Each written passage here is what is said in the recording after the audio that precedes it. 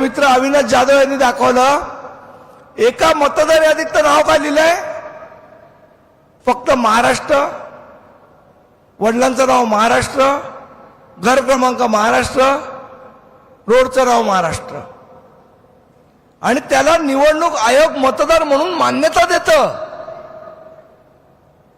आमच्या राजूदादांच्या इथे एकाच व्यक्तीची 4 यादी विभागामध्ये नाव आहेत, एकाच व्यक्तीची. या यादी विभागामध्ये पण आहे, त्या यादी विभागामध्ये पण आहे, त्या यादी विभागामध्ये पण आहे.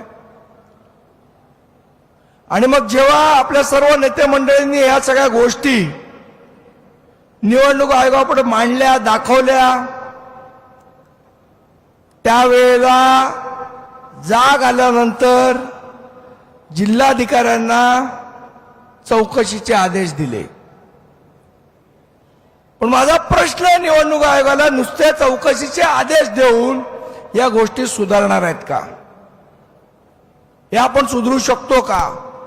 म्हणजे ज्या गोष्टी आपण दाखवल्या त्याची चौकशी करा आणि त्याच्यावर कारवाई कराच, पण ज्या गोष्टी अजून दाखवलेल्या नाहीयेत त्या गोष्टीवर कोण कारवाई करणार आहे? त्याच्यावर तुम्ही कशा पद्धतीने कारवाई करणार आहे? आणि म्हणूनच या सगळ्या याद्या निर्दोष करण्यासाठी, याच्यातले घोळ बाहेर काढण्यासाठी आज आपण या BLA 2 चा मेळावा या निस्कोमध्ये भरवलेला आहे. माझी आपल्या सगळ्या BLAंना विनंती आहे, सगळ्या गटाध्यक्षांना विनंती आहे, सगळ्या उपशाखाध्यक्षांना विनंती आहे, सगळ्या महाराष्ट्र सैनिकांना विनंती आहे की आपल्याला जागरूक राहावं लागेल, आपल्याला बघावं लागेल. त्या मतदार यादीचं वाचन आपल्या शाखेत आपल्याला करावं लागेल. कुठे दुबार मतदार आहेत, कोणाची नावं 4 वेळेला घेतलेली आहेत, एका घर क्रमांकावर किती मतदारांची नोंदणी केलेली आहे, या सगळ्या मतदार यादीतल्या घोळ आपल्याला शोधून काढायचे आहेत. जे सन्माननीय राजसाहेब आपल्याला 2017 पासून सांगतायत की या निवडणुकांमध्ये घोळ होतोय, आणि आता 2024ला हा घोळ बाहेर यायला सुरुवात झालेली आहे. आपल्या नेत्याचं विजन, आपल्या नेत्याची दूरदृष्टी अशी आहे की त्यांना ती गोष्ट पटकन, जी लोकांना आज 2024ला राहुल गांधींना वगैरे लक्षात आली, ती गोष्ट 2017ला सन्माननीय राजसाहेबांनी सांगितली. एवढा मोठा नेता आपल्या जवळ आहे.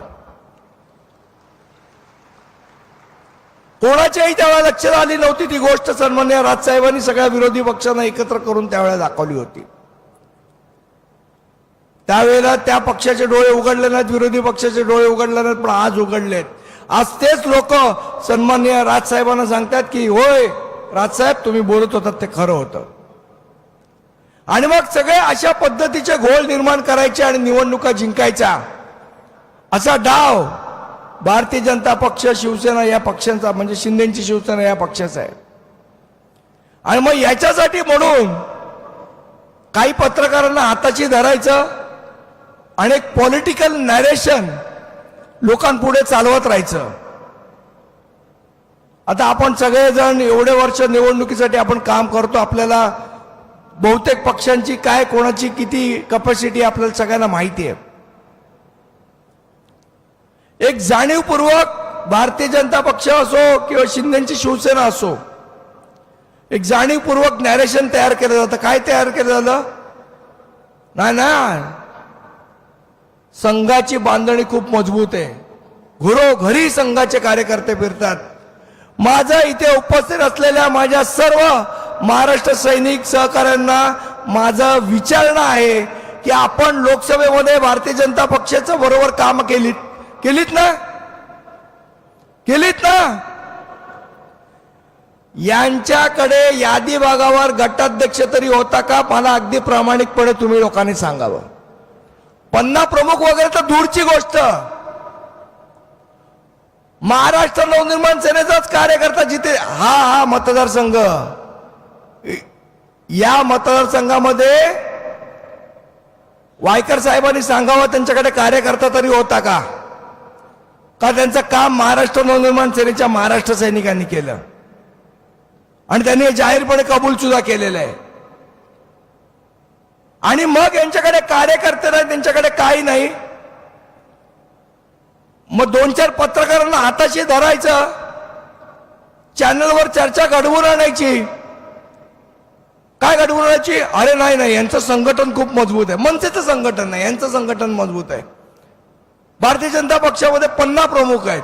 RSSचे लोक घरे जातात. इथे बसलेल्यांना माझी विचारणार, कुठला RSSचा माणूस तुमच्या घरी आला, कुठल्या माणसाने येऊन तुम्हाला काय सांगितलं? कुठला 50 प्रमुख तुमच्या घरी आला मला एकदा सांगा. पण जाणीवपूर्वक असं वातावरण निर्माण करायचं की बाबा संघटना मजबूत असल्यामुळे हे निवडणुका जिंकतात, पण प्रत्यक्षात मात्र मतदार यादीत घोळ करायचा आणि निवडणुका जिंकायच्या, अशा प्रकारचं षडयंत्र हे भारतीय जनता पक्ष आणि शिवसेना गेले अनेक वर्ष राबवते. ते षडयंत्र यावेळेला आपल्याला महानगरपालिका निवडणुकीमध्ये मोडून काढायचंय, तोडून काढायचंय, उखडून टाकायचंय. यासाठी तुम्ही तयार आहात ना? हे षडयंत्र आपल्याला मोडावंच लागेल.